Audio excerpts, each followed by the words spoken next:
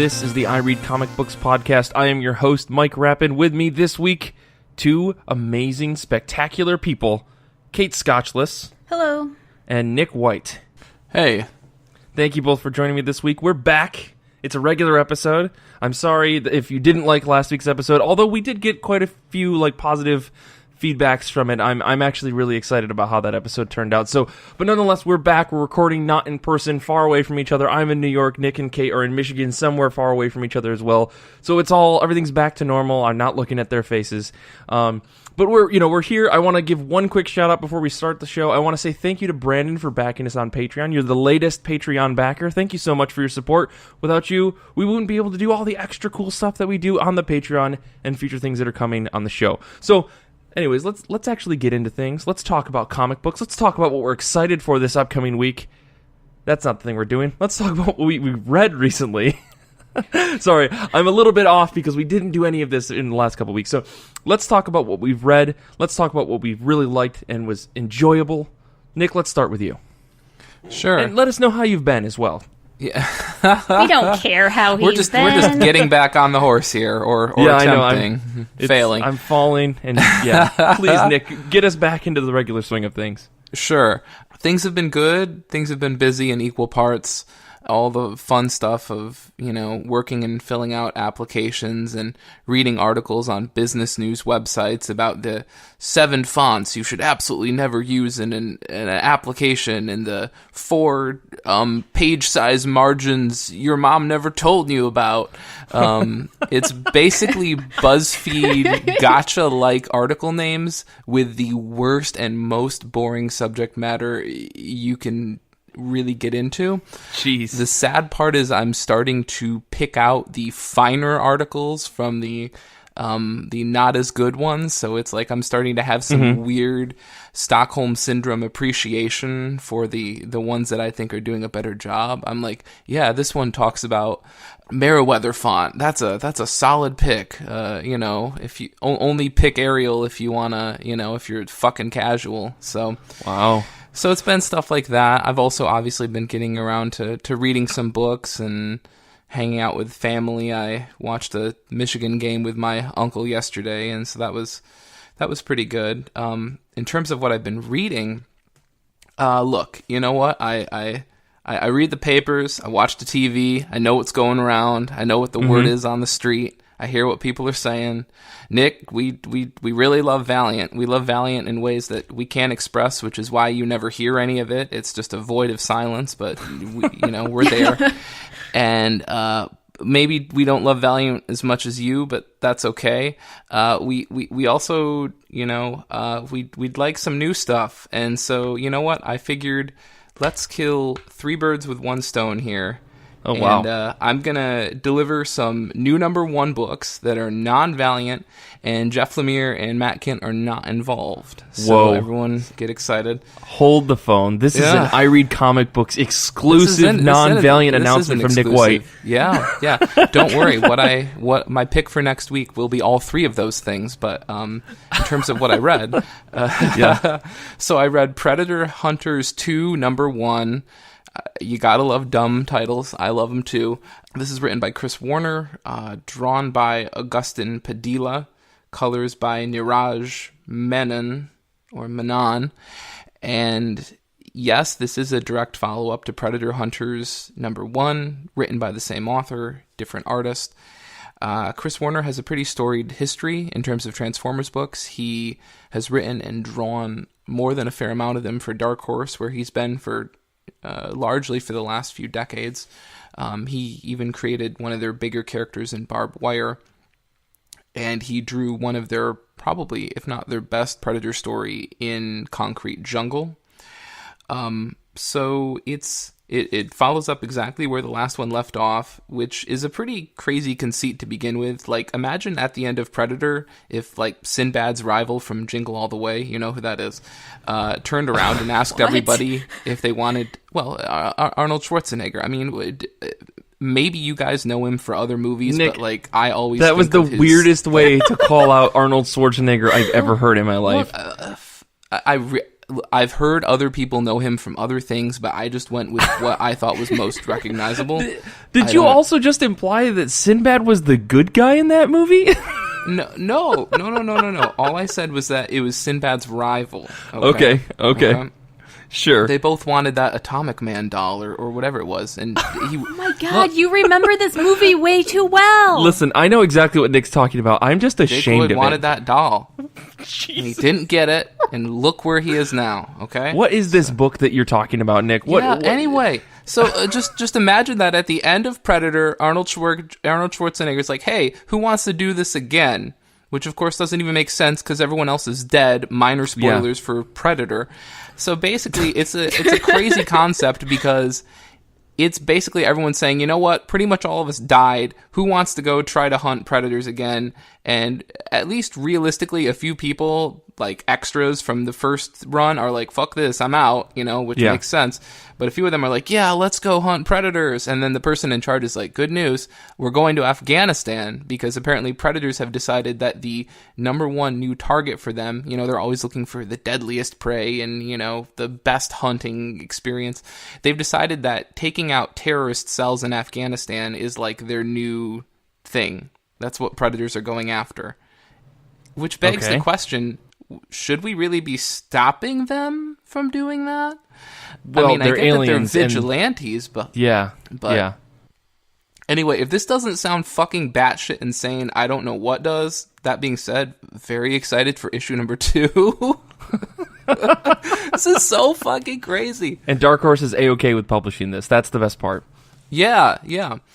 Beyond that, I'm excited to read Leviathan. Sorry, not excited. I read it. I'm already excited. I read Leviathan number 1. That's written by John Layman, the guy who wrote Chew, and Nick Pitara on art, who is perhaps best known for penciling the Manhattan Projects. Mm-hmm. And Michael Garland on colors, which anyone can fight me on this. And they probably, I know people are very opinionated on this topic. He is the most underrated colorist in comics. Sure. For me, he's also a good friend of the show. Oh, really? Yeah, I mean, good friend of the show in that we talked to him one time at Emerald City Comic Con, and he was a super cool guy, and he was really nice to talk to. His colors on Dying in the Dead are one of the best things ever. I agree. Thankfully, this book, unlike Predator Hunters 2, is very, very high concept. Basically, you have a man named Ryan. He runs out of beer for a party he's holding. He goes to get more. Partygoers get bored. We were talking about Leviathan, right? This is Leviathan, yeah. Okay. And they resort to occult practices and summon the titular beast, Leviathan. Okay. This is why you never, this is why you prepare for your party. This is why you don't run out of beer. And this is why you don't let goth people come to your parties. Or at least you don't let them bring their little, DIY occult magic circle set, from Parker Brothers.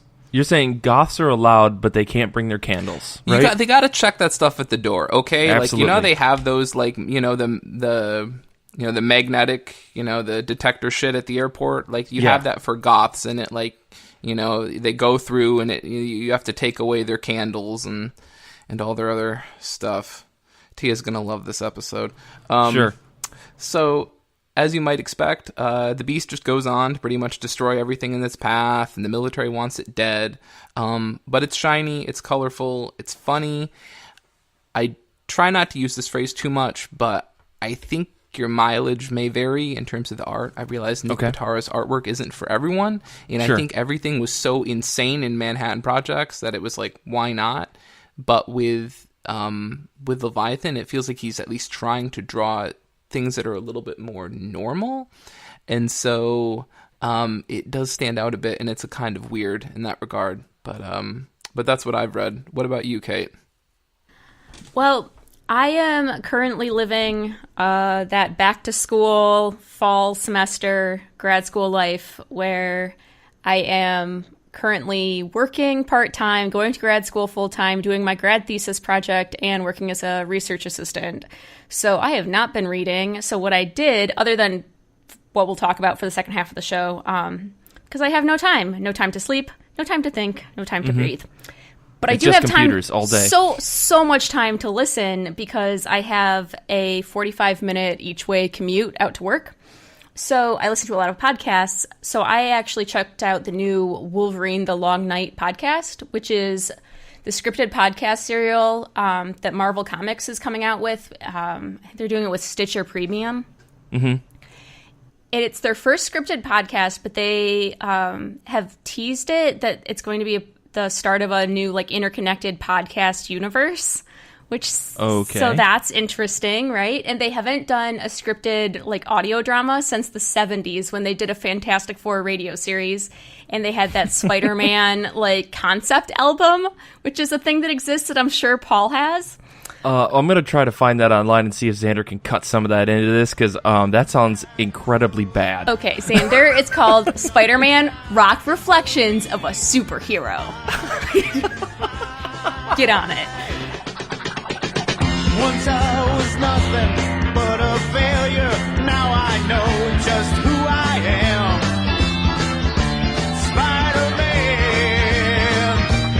Spider-Man. So speaking of bad, no, I'm just kidding. The podcast is okay. I listened to 2 episodes. They're each like 30, 40 minutes. And there's 3 currently out, and it's supposed to have 10 episodes. So I'm clearly just at the beginning. But it's... If someone said to you, Marvel's going to make a Wolverine podcast, that thing you just imagined in your head is what it is. So it's 2 special agents are sent out to to Alaska to solve some serial murders. Logan is the main suspect, and they have to uncover his dual identity because he's hiding the fact that he's a mutant. And, of course, the town is corrupt, and Logan is trying to escape from society like he does, and is trying to recover, you guessed it, lost memories. It's very new material that they're treading, but at the same time, it's still... and don't worry, he is using his own brand of justice with his claws. Right. Snicked. It is still cool, though, to see them try and do something with the audio-only format, and there's just enough there that I hit play on episode 2, and we'll probably listen to episode 3. Okay. I'm more interested in seeing what other characters they pick up other than Logan. I'll say I'm not a Logan, like, just Wolverine comic fan. I like him when he's in with, like, the team books and stuff. Sure. But just as a character, it's one of those things where it's like, we've heard this same Logan story 10 million times, and I kind of wonder who they're thinking their target audience is for these. If they're trying to appeal to the same people they appeal to with the comics... or his comics, rather, or if they had a different target audience for podcast listeners. I really have no idea what pod demographics look like these days. Because that would be interesting to know and might make some of their choices make more sense. Right. Is this well acted, I guess? Like, I've listened to some fiction, podcasts before, but like, I gotta imagine the iconic snicked sounds has like its own thing, and like, is it like an ensemble cast, or is it just like Wolverine? It is 100% radio drama. So it is an ensemble cast, full sound effects and everything. The mixing is done pretty well. I mean, I'm not an expert on these things. Sure. The voice acting is kind of that put on radio drama type of thing, which may or may not be your cup of tea. For me personally, it's not. I do listen to and really like fiction podcasts, but I like the ones that don't do the kind of fake voices, things like Limetown and the Black Tapes, where they are doing just their own voice. And so if they want a different tone or tenor of voice, they just cast a different person. Gotcha. Than the people who are clearly doing... I'm a rough, gruff voice. I was going to ask you how rumbly Wolverine's voice was, because it sounds to me, it's like, I'm the best you How long ago did they cast you in this role of Wolverine? It sounds like I've been practicing that rolled out for just literally a little minutes. too fast. Yeah. No, it's Richard Armitage that's doing the voice. So. Oh, okay. Yeah. So they like cast real like people, I guess. I don't know. It's definitely the stylized radio drama kind of thing, which is kind of gets back to I'm wondering who is the intended audience. Like, it's clearly not for children because they're talking about graphic beheadings and stuff. It sounds like they're trying to appeal Kids to that grow like up real serial fast these days. You never know. The crime. It almost sounds like they're trying to focus on the type of people that listen to podcasts that are like related to crime and real life murder and all that stuff. You would think, but then maybe it makes less sense to do the kind of over-the-top radio drama kind of voicing. Sure. And those are also the people that might have heard this exact, kind of story before about Wolverine maybe 10,000 times. I just feel like I would have been more into it if they had come up with something a little more unique for the character. Okay. So Interesting. that's me. So But- what would you recommend this to somebody, though? I would absolutely recommend it to people who find those Wolverine comics and really enjoy them. Like the solo titles. If you're into those, I think you'll really like the podcast. Cool. Or if you just like those old-timey radio dramas. Yeah. I'm into the old, 1930s Superman radio drama. But cool. Well, for me this week, I read a handful of books. I actually read quite a bit since we've been, I've been off the show on and off for a little bit here. I've been reading quite a bit of comics because I was traveling a lot. But the books that I do want to talk about that I read that I really enjoyed, I read Cemetery Beach #1 by Warren Ellis and Jason Howard. This is kind of a gimme for me, like a no-duh pick that I'm going to go with. This is a really cool book. I don't know. I'm a sucker for Jason Howard's art and Warren Ellis's writing together. This fits. Their combination of working together fits really well. I think it's really impressive to see Jason Howard taking the full boat of not only penciling, inking, but also coloring, doing all of the work for the art side of this book, which I thought was really cool. This feels like an urban sci-fi kind of book. It screams a lot like Planetary, but less high concept. Since we're focusing on characters that are very low to the ground in terms of figuring things out. They aren't part of some major, huge secret society, at least according to the first issue. But the premise is basically, at some point, the United States or the world, we found this portal to another dimension of where people can live and survive, and we sent a base of humans to go live there, and then the portal closed.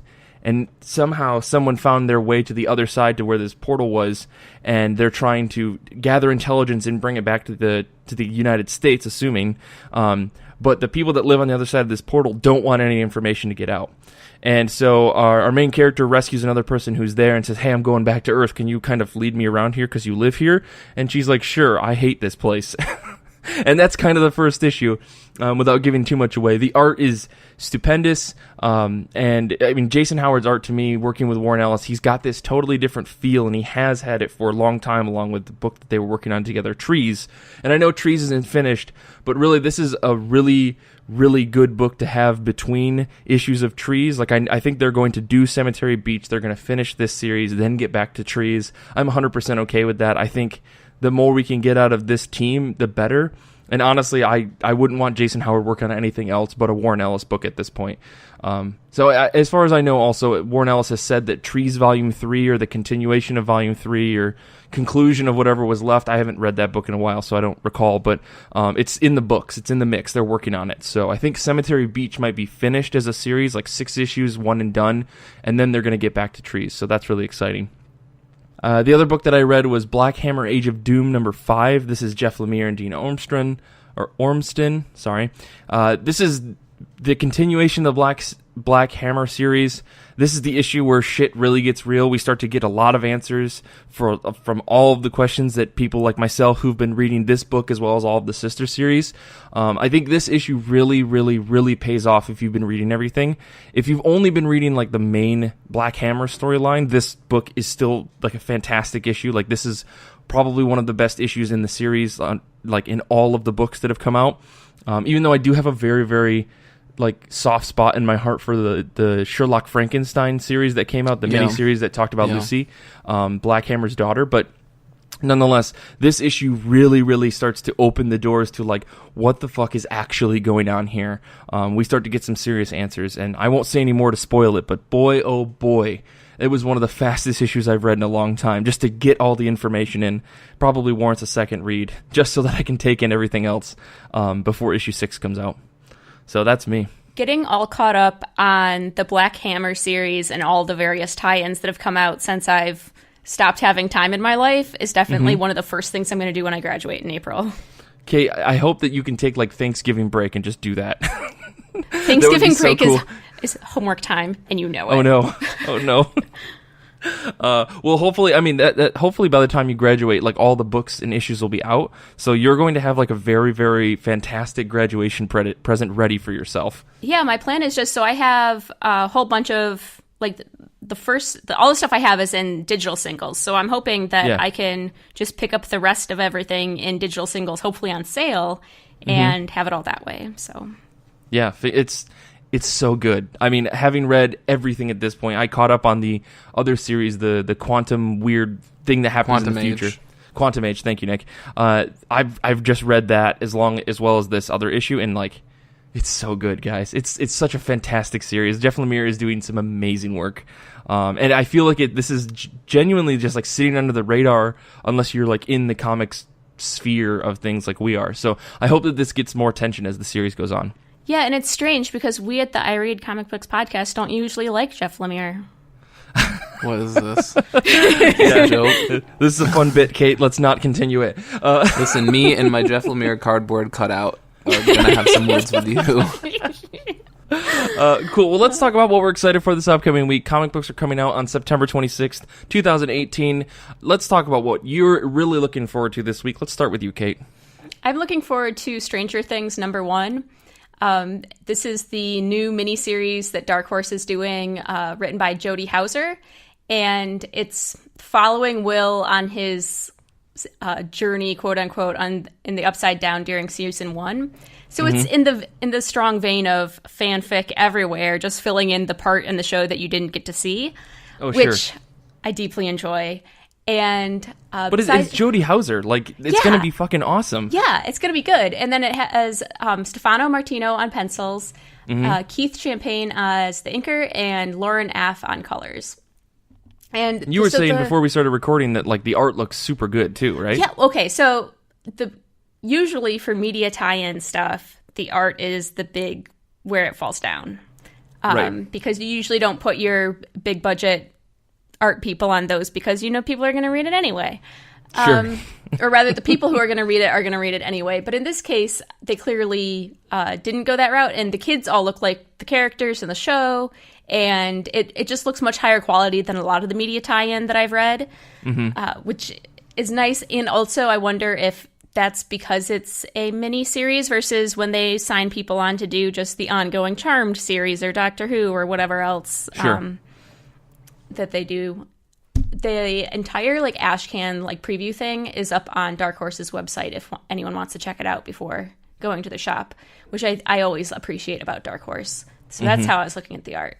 Yeah, I mean, if you need more Stranger Things in your life, and I know people definitely do. Who doesn't? Especially around now that it's Halloween. Coming, it's still September, Kate. Halloween is a feeling in our hearts. If that's a feeling in your heart, I think you need to get that checked out. Yeah, Kate, I think you need to see your doctor about Halloween in your heart. Yeah. If you or anyone you know has had lingering feelings of Halloween, please go to your local doctor. Okay. Fall is the best season. I refuse to only celebrate Halloween for the month of October since it's the best month. So now I'm going to have it for 2 months. This was decided and announced on September 1st. I don't know why you guys didn't hear about this already. Well, okay, that sounds exciting. I will admit, the Stranger Things comic interests me enough to see what kind of weird shit Jody Houser is going to put in the Upside Down. Oh yeah, and that's really, really cool. Oh, of all the people whose fanfic you want to read, of course it's Jody Houser's. Right, exactly. She's real into D&D and stuff, so it'll be good. Yeah, exactly. Cool. Well, Nick, what are you excited for this upcoming week? Let me guess. It's a Valiant book? Well, one of my potential picks was Stranger Things. I am pretty excited for it. I did pull it. I'm a little skeptical with the angle of what happened to Will in the Upside Down because I just don't know offhand if there's anything really, really, really interesting or hooky that it can generate. And I also wonder how much freedom/leverage Netflix gave Jody Houser. But I'm like I've said before, Dark Horse has a pretty good reputation when it comes to licensed properties, and Jody Houser, in my experience, I haven't read a lot of her stuff, but I've read an okay amount. I think it will be okay. Like I said, the little angle that we're getting, I'm very curious to see what she's going to do, because at least from just a casual perspective, it's sort of I don't know what I would do with that. You know what I mean? So, But I'm excited to see where that goes, and I think Lauren Affey, if we want to continue to talk about really underrated colorists, she's right up there too. So I really like her work. But what I'm excited for this week is Harbinger Wars 2 Aftermath #1. I just can't stop picking books with 2 numbers in the title. It's just how it is. This is the final issue of Harbinger Wars 2. It is the one-shot that will be concluding it. It's written by Matt Kindt. The art is done by Adam Polina. For those unaware, Adam Polina did the very first one-shot that followed Secret Weapons, called Secret Weapons 0, the issue about Nikki Finch. That was him. I don't think it's a coincidence that they picked him, because his art looks a heck of a lot like Raoul Allen's, so that's a thing. And so in that sense, Polina's got a lot of work to do living up to Raoul Allen's reputation. But Matt Kindt has a lot of work to do with this issue too, because this issue is basically the connective tissue that's going to lead us into the Valiant, quote, Beyond Initiative, unquote, which is Valiant's next new series of books, including the Bloodshot Project Rising Spirit title and the new Faith book. I think it's called Dreamside. And it probably won't have much to do in terms of setting those up, but it's definitely going to have a lot to do with setting up the new Livewire book from Vita Ayala, as well as Raoul Allen and Patricia Martin on art. Because for anyone who's read any of Harbinger Wars 2, or I guess read the first issue, or I guess read a summary of what it's about, Livewire has made some questionable decisions that she needs to explain and or atone for. Okay. So it's going to be interesting. I can't wait to see how this closes out. So what about you, Mike? Well, let me ask one quick question. Since I haven't read any of Harbinger Wars 2, sure. Do you think that's going to be necessary for me to read leading up to the Livewire book? Because I definitely want to check that out. Livewire is like one of my favorite Valiant characters. Oh, me too, totally. That's a great question. Offhand, I would say I feel like there's going to definitely be some lead-in. It's just a matter of how much. Okay. But I guarantee Livewire #1 is probably going to begin with some sort of blurb or summary that will at least do a semi-decent job of putting you in the right headspace. So that's probably true. I mean, Valiant is pretty good about that, especially with new #1s when they've just had an event. So, okay, maybe I don't have to worry about it. I'll probably grab this book eventually, like in some sort of sale. But, yeah, that's good to know. Anyways, for me, this week I am going to fall right back into my standard step and pick Extermination #3. This is the big X-Men event that's going around trying to get rid of the original 5 with a huge, weird series of twists that, honestly, I think was a pretty good build-up by Marvel and the X team, or the X books on the whole. Does the title of the Extermination, does it have like a massively oversized X? I'm just guessing from my experience. Nick, of course it has to. Of course it has to. This is, anyways, so this story, this is Ed Brisson with Pepe Larraz on art. I will say, like I said, the build up to this has been pretty interesting. We've been seeing Rachel Gray starting to revert back into her feral way. And if you don't know anything about Rachel Gray, the one thing you need to know is that she's from the future, an alternate timeline where she is the daughter of Scott Summers and Jean Grey, but they've died, and she has become like this mentally controlled hound where she hunts down other mutants and kills them. She broke free from that life, and she traveled back in time to live in the current timeline where things aren't nearly as bad, but she's still haunted by that and by the Phoenix Force. Over a slow by amount other of time, continuity issues and continuity issues, but in the build up in X-Men Gold, Rachel has been reverting back to that feral form, and she's been having a lot of flashbacks or flash forwards, I guess, to that time when she was that she was that hound, and it all has come together in this Extermination book. And I won't really spoil it because it's really interesting, but I did write a quick little poem that I'd like to read about this book. This is Poet's Corner featuring Mike Rapin. Let's it's a small thing. You may be familiar with the style. It's kind of an homage to an old tale that I would say as a child. But Xander, put some nice music in for this. As I lay me down to sleep, I pray Ed Brisson my soul to keep. And if the original 5 X-Men die before I wake, I pray Kelly Thompson my soul to take. So that's how I'm feeling right now. This whole thing with Ahab, who's the villain, who's from the future that Rachel's from, it's really really weird. He's a bad dude. The twist of this series being the question, who killed Cable? Like, has been really, really good. I think the reveal that we got at the end of issue 1 was fantastic, and the build-up, even like after the second issue, the X-Men don't know what the hell's going on. They know they have a big bad guy named Ahab. They know that Cable is dead and that someone killed him, and they think it's all linked together, but we, as the readers, don't. And I think that's one of the best ways to tell this story. This book, I don't know if it's good or if I just have a problem, but I'm enjoying it so far. I think Ed Brisson is killing it on this book. I think the story is written really, really well. The characters that he's picked to involve in the story are really good. And the original 5 are just dumb trash children, and I cannot get enough of them. So I'm seriously disgusted with my love of these X books, but nonetheless, I continue. That's how I'm feeling about things, guys. You know, it's going to be a really good week. We're here for you. Thank you.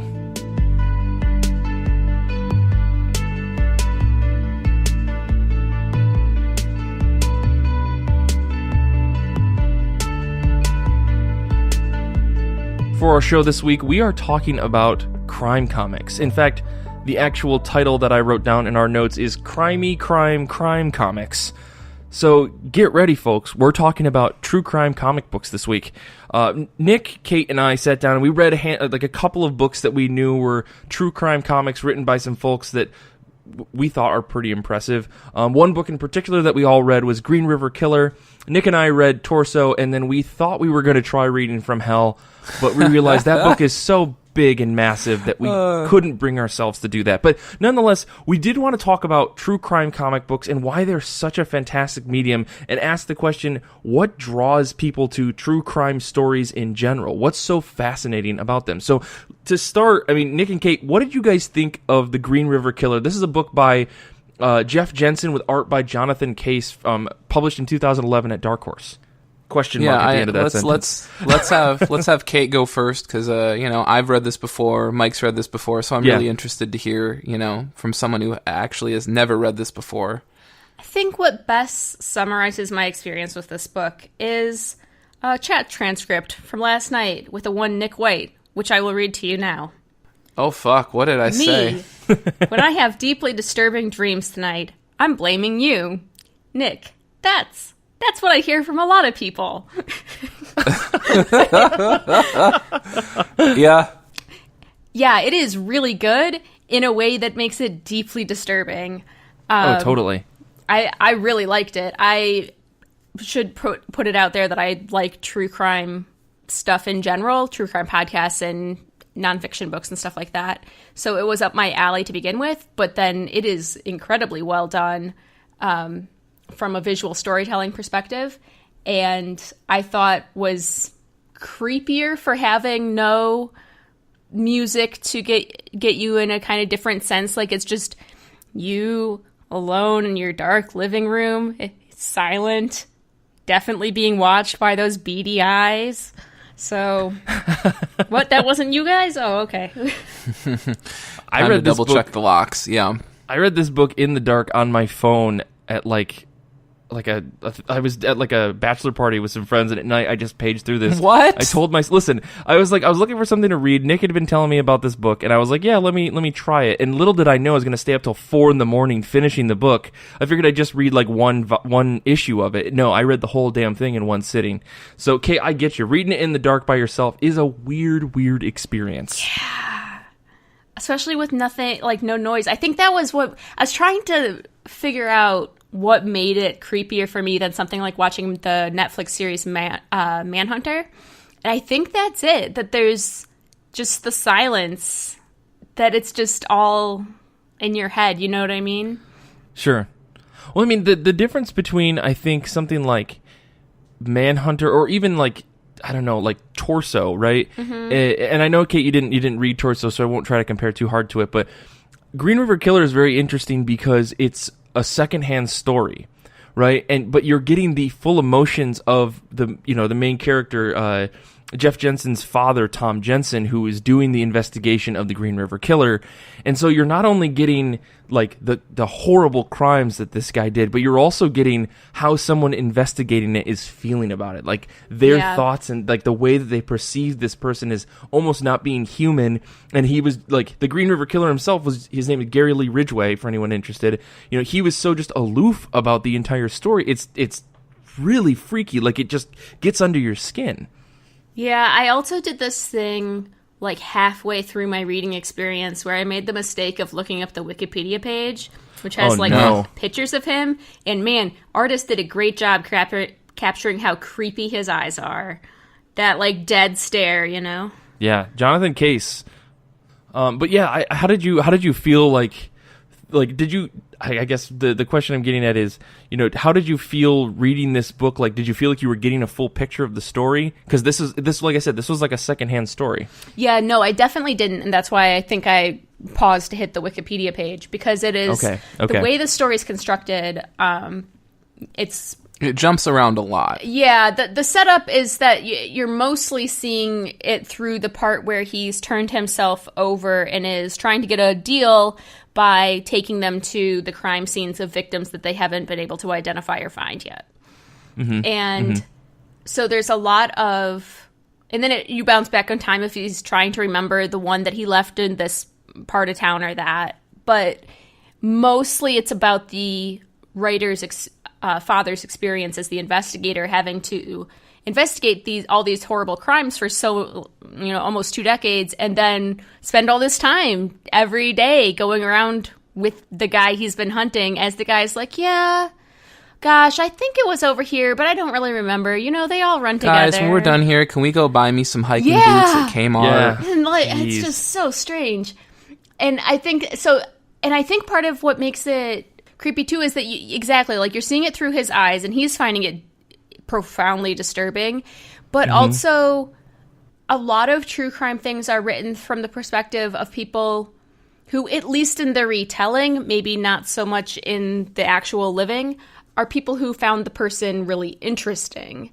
And so, like, a lot of the books I've read are by forensic psychologists. Like, Robert Riesler has a really good one called Whoever Fights Monsters. There's John Douglas's book that the Mindhunter TV show was based on. And they're very about the psychology of the killer, which they clearly find to be fascinating subjects. And they clearly, obviously hate these people, but they're, like, are as repulsed as anyone else, but they are... clearly find the subject matter fascinating, right? And so it's like listening to people talk about the subject they're passionate about versus just being a beat cop that had this land in their backyard, or investigator, I guess, but detective, yeah. But man, it was a ride. Yeah, definitely. Now, Nick, you've also read this. What was your takeaway from this when you first read it, or I guess on the reread?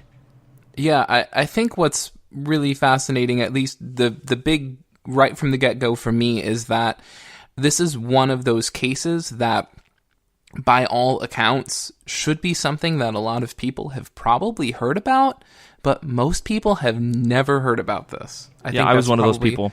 Yeah, I mean, this guy is arguably, I think even Wikipedia said, like, he's the most prolific serial killer in American history in terms of, confirmed murders. Yeah. And yet most people have never ever heard about this guy. And so right off the bat, you've got a really good hook there.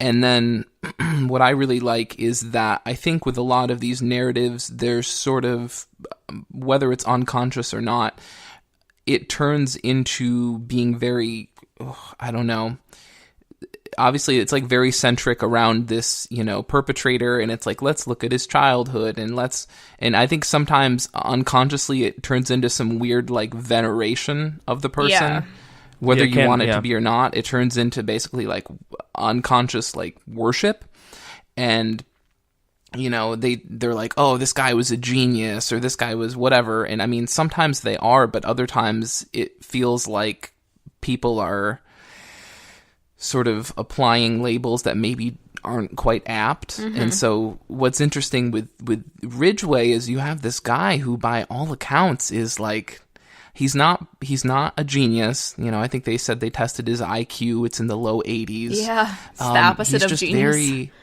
I mean, he's just very average and like boring, and he doesn't seem to have some weird like agenda or obsession or some crazy rooted psychosis or something that people like love to like latch onto. He's just this guy, and that's what you think at the beginning, but then as the book goes on, you're like, is this just another layer, and maybe this guy is just actually, you know, he's just fucking with people, you know? That was the thing that really disturbed me when I was reading it, was the entire book felt like he was just playing the police. Right. He was caught and they had him, and like they were just like, okay, well, let's go to this place. He's like, oh, I think I remember this, and they go somewhere and there's no remains, no sense of anything. Or they go there and it's like, oh, how convenient, Gary. The place you took us to has been paved over. Yeah, exactly. And then they're like, good news, Gary. We'll just spend thousands of dollars to tear it up. And then Gary's like, oh, can you do that? And then they're like, Gary, it's a joke. Yeah. We're not going to do that.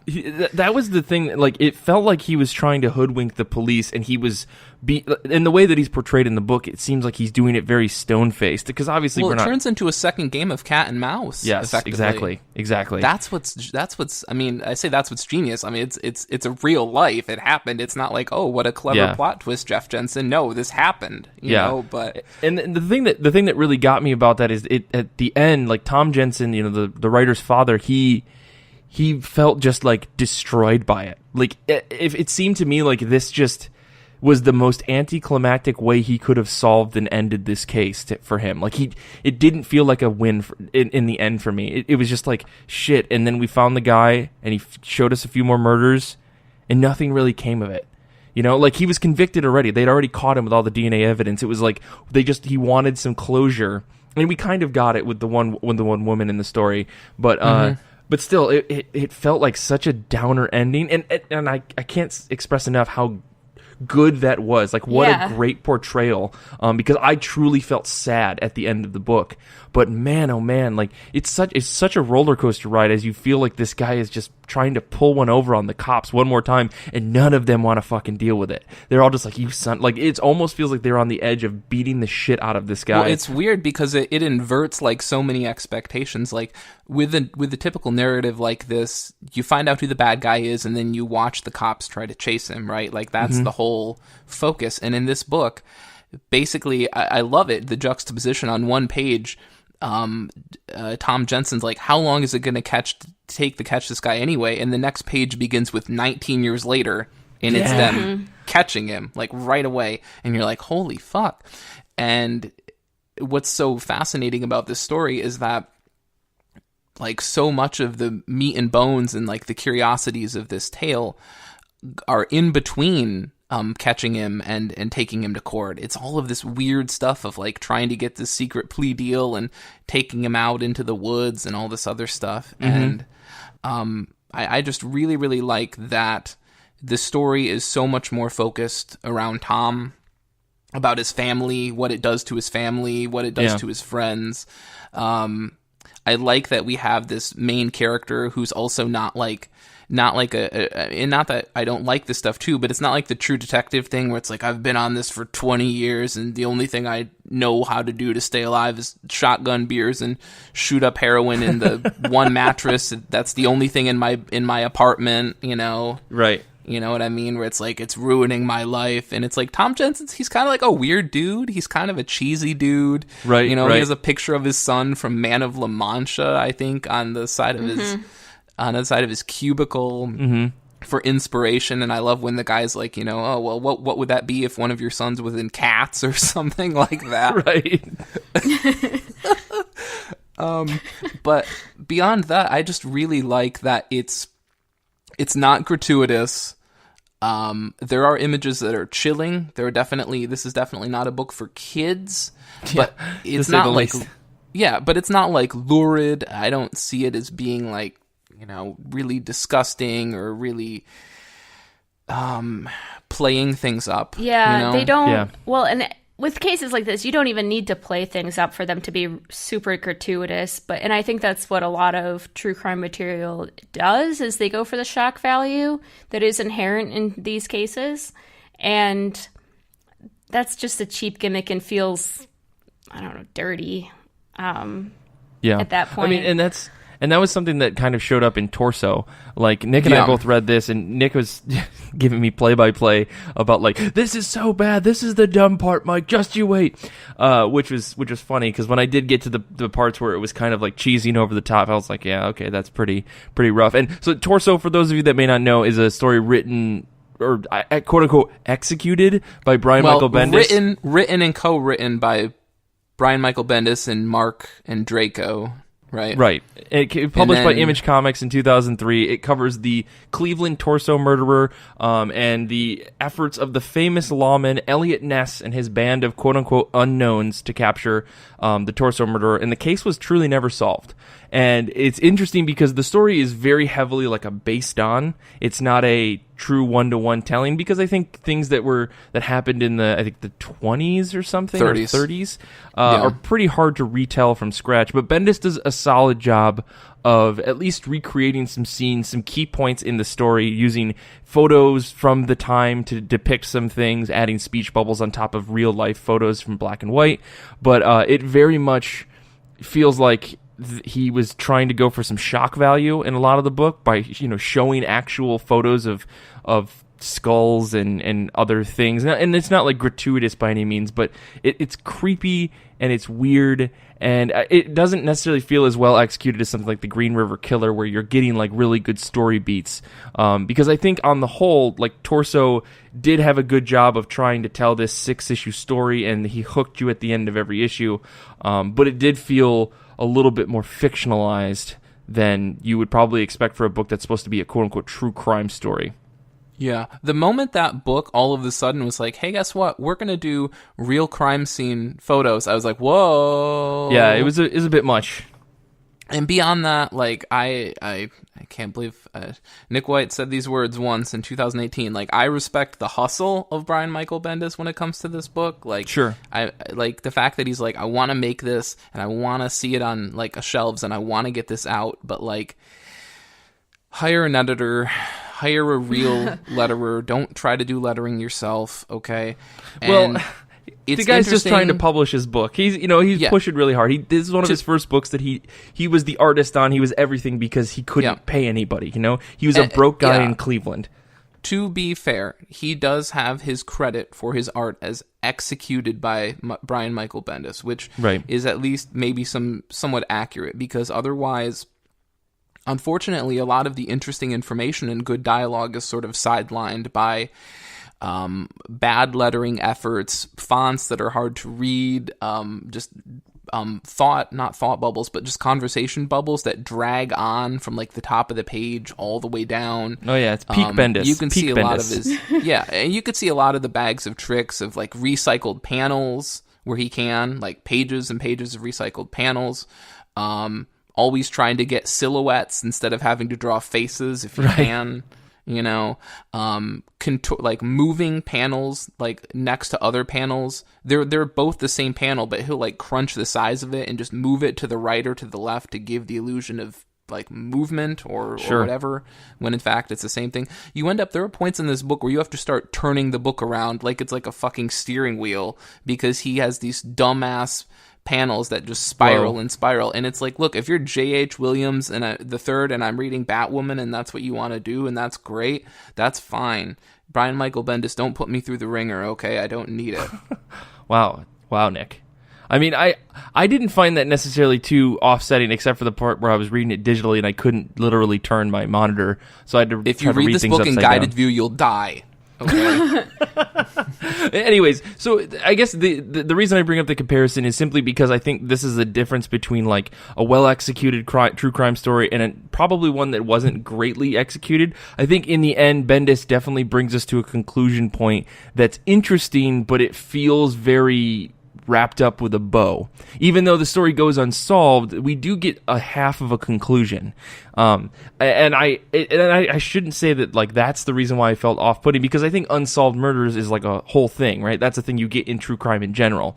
But the way that this story wraps up kind of feels a little bit too well ended in a weird way, even though it was unsolved, and that kind of rubbed me the wrong way. But I guess, Nick, I want to, if you have any final comments on the book, I do want to ask another bigger question here. Yeah, sure. I mean, overall, I would say if people are sort of interested in this stuff, I would say go with Green River Killer. I would even say for people that feel like this genre, this very sort of niche subgenre, if they feel like this isn't really their thing, I would still say try Green River Killer, because for me, it's still very much a story about like family, and still very much a story about, it feels like it does feel like a hero's journey in a way, and I think that has value. I would say if you're not already interested in true crime stuff, to try My Friend Dahmer first, since that one is also very good, but is less like intense. Yeah. My Friend Dahmer has a very, like, softer feel, even though the story is far more gruesome in a lot of ways. Yeah. It does feel less, like, harsh and creepy, even though Dahmer himself is a creepy dude.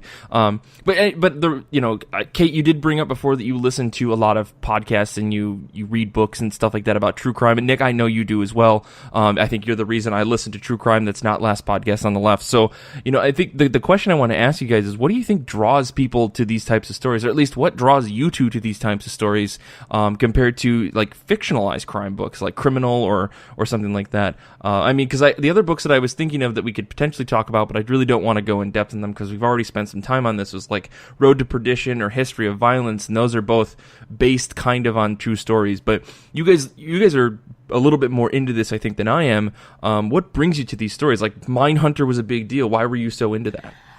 I think there's the whole mystery side of things, but also I think I mentioned that I have read a lot of them by psychologists, and I think that part is what has always interested me the most, and it's where Nick and I differ in that I don't really care much to listen to or read about crimes that haven't been solved, because the part that I find most interesting is how did someone end up that way and what made them do those things, and like that whole psychological evaluation piece of it.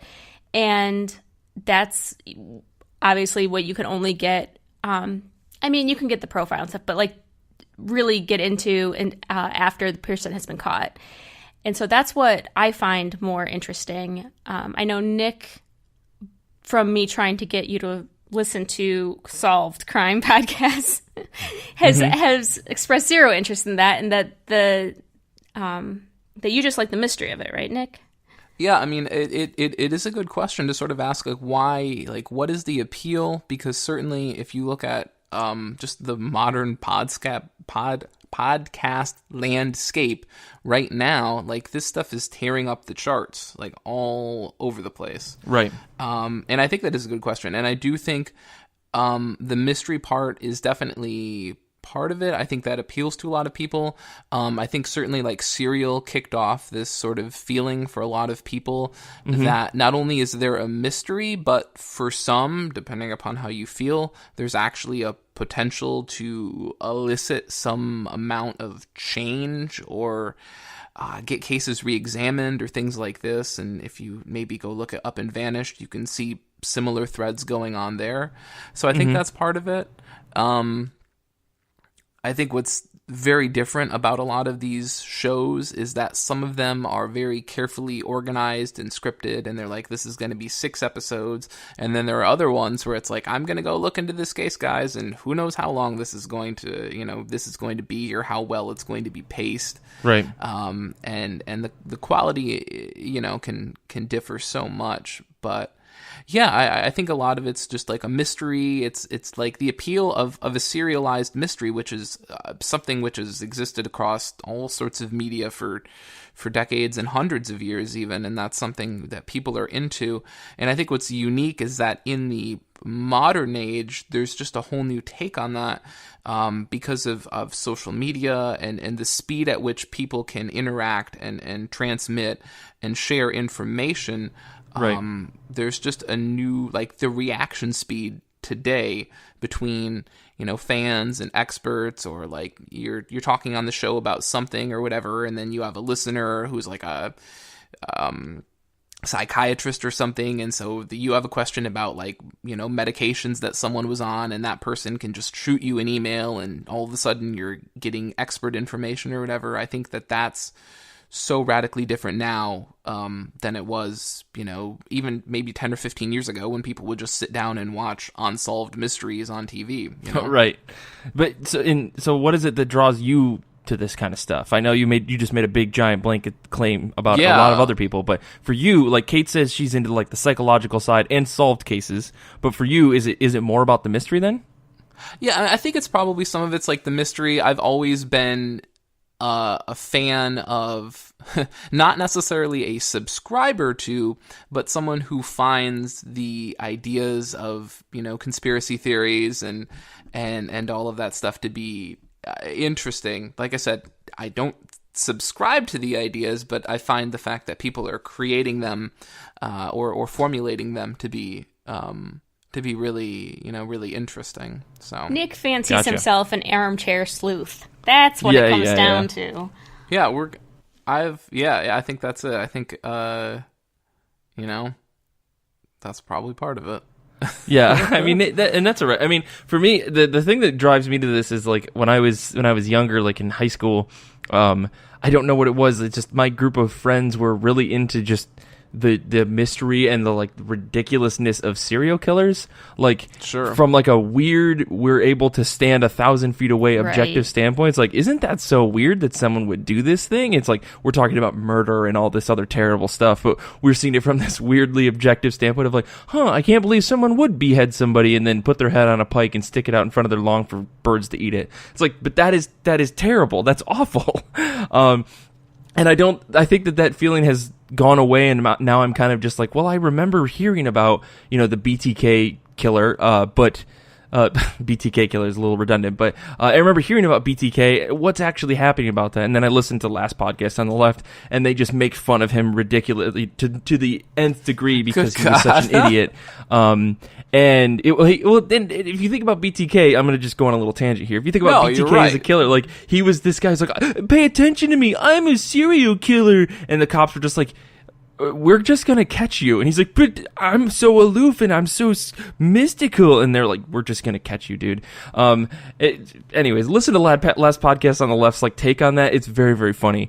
But that kind of stuff like really like makes me chuckle because they, when people break down these serial killers and stuff, because that's the kind of story that I'm more driven to, is that idea of serial murder for some reason. And I don't know why. Sure. The stories about it, to me, I find fascinating. But yeah, so I mean, like, I was in London. We went on a Jack the Ripper tour just to like hear about it, because we were there, and that stuff is it's just intriguing to me. It's absolutely terrifying when I actually sit down and think about it. But when I have a smile on my face and I can sit safely in my apartment, far away from the world, to a certain extent, I think it's very intriguing stuff. So that's what draws me to it, which is why I like, I've read some crime comics. I've read Criminal and stuff like that. I think that those are interesting. And like crime in general, like heist movies and all that kind of stuff. If we're talking like a blanket statement, not just murders, that kind of stuff is very interesting to me. Because we always like to hear about someone that broke the law and got away with it, like, your Ocean's 11, or something like that, to give a bad example, but, or Italian Job if we must.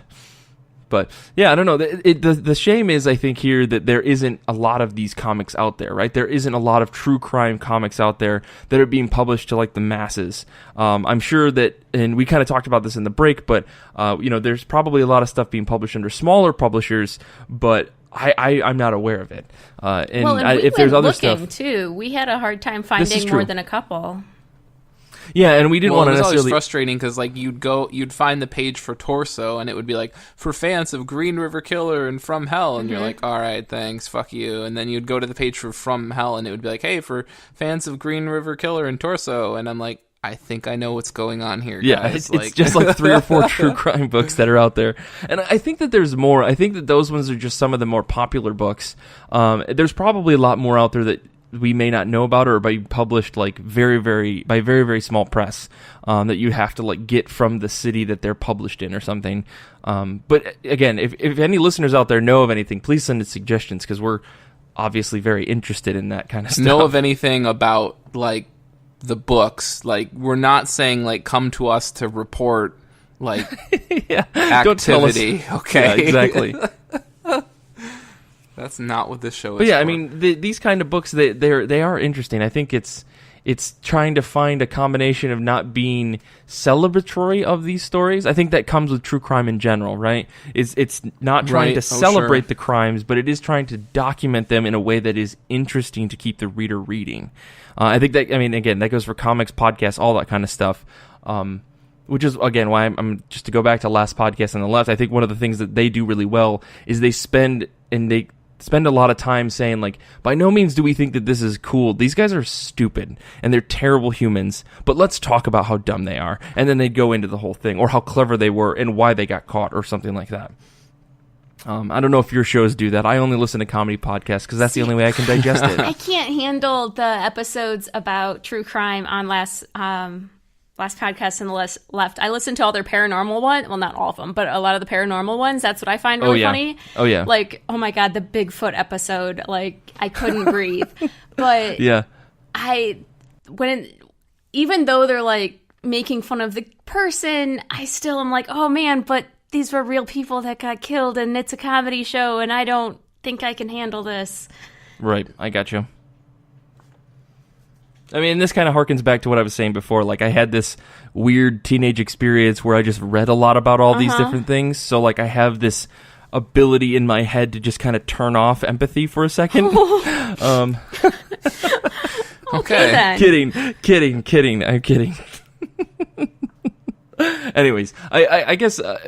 do you guys have any other suggestions? And maybe not comic books, for folks that are interested in these types of stories that do a really good job of documenting crime in general. Do you have any like books or podcasts that you would recommend to folks? In the Dark is a podcast from Public Radio about the Jacob Wetterling case, and it was done right after the guy confessed. So it's actually a retrospective looking at everything basically that went wrong or was done wrong mostly in the case. About Interesting. It's a big textbook case example and everything you shouldn't do in one of these kidnapping cases, and it's really interesting, really well done, really high production value, and really, really well researched.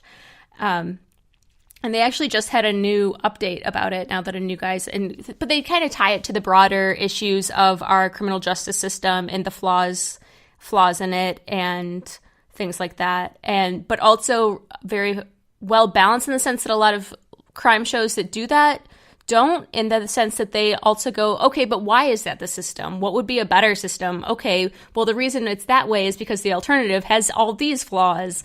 Like the whole why we elect sheriffs or don't elect, like if they're hired in, then you get the cronyism thing. If they're elected, they have often no skills. Like it's this whole...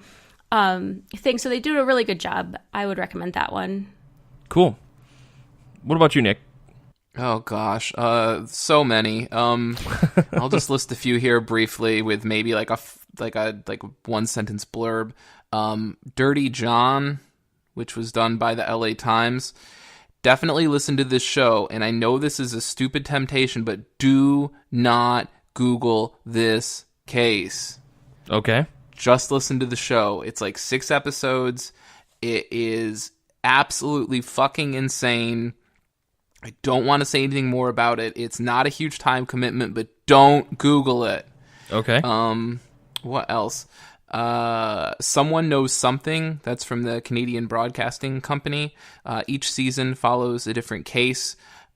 This might be my favorite show. It has a wonderful host in David Ridgen, who's very sympathetic and understanding. He's very good at getting people.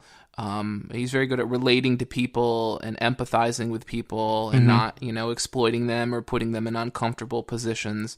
He's a fantastic journalist. It's a great show. He's the best host of any of these ones that I listen to. Unravel by the Australian Broadcasting Company is about sort of a mysterious death of an Aboriginal kid, I think in the 1980s in Australia. That one's really good. The Teacher's Pet is fantastic. This is by the newspaper, The Australian, and it's about a mother who goes missing, and it's more or less pretty much widely decided that her husband did it, but the police have screwed a lot of stuff up, and it's sort of a look back at the case like 30 years later. That one is amazing. Great journalism there. I think it's hosted by Hedley Thomas. Really well researched. Cool. I would say the other one I would just throw out is Death in Ice Valley, and that is a collaboration between NRK, which is the Norwegian news channel, and the BBC, and it's about the mystery of the Eastall woman. And if you want to read about one of the most fucking insane, mysterious cases that might involve like a East German or USSR spy, like going around in like Norway to like maybe like spy on missile tests during the Cold War and ending up with like dead with like a bunch of pills stuffed down her throat, and like all of her clothing has the labels cut off, and all of her medical like bottles have the labels torn off, and like all of the labels from everything are, it's, oh my god, it's like if you want like crazy spy conspiracy real life tale, go check that out. It is bonkers. Okay. And I mean that in like the most like respectful someone died way. Right. We'll get those and put them in the show notes. Yeah. I didn't expect you to have so many just ready to go. I mean, this is it sounds I wrote to me myself an email with these, so I'd be prepared. It sounds to me like Nick only listens to official broadcasts by the government, so you can't trust him. No, I'm kidding. I'm giving Nick, you the good. Yeah. I'm kidding. I've already plugged my last podcast on the left. Kate, I'll give you a chance to throw in any more if you had a few, but otherwise I think we've gone on for very long on the show, so if you have a few more, feel free to throw them out. Not off the top of my head. I did not come prepared with that. There's definitely more I listen to, but we'll gear up some of those from you, and we'll put them in the show notes regardless. But yeah, this is a really interesting topic. I know we kind of talked about before we started recording about maybe going into why there's not a lot of non-fiction, non-biographical comics out there, but maybe that's a whole other topic for a different episode where we can tackle that whole subject, because I think that's a really interesting question, because we do know that there are some other like non-fiction books out there that are not biographies, and we could probably find a few of them, but maybe we'll do that in another episode. So let's wrap this thing up. You can follow us all on Twitter. You can follow Kate at Kate Scotchless. You can follow Nick at Death Star Plans. You can follow me at Mike Rapin on Twitter, and you can also follow the show at IRCB Podcast, where we retweet stuff. We post polls like this week's poll or last week's poll. I have a poll out there, but I can't remember what it is, and I didn't write it down, so I'm sorry. Beyond that, go ahead and check out our official Goodreads group, where we have semi-weekly threads, and we also have our book club that is ongoing. We are currently reading Mouse, and I believe we are still currently, I don't know if at the point when you hear this on Wednesday, we are still nominating books for October. We are. We will be. We will still be. We won't be at that point. I post the polls today. Oh, the poll goes out today then. Okay. All right, go there vote. You go. Beyond that, go check out our official website, ircbpodcast.com. We have a merch store that is up and running if you want some sweet threads or stickers.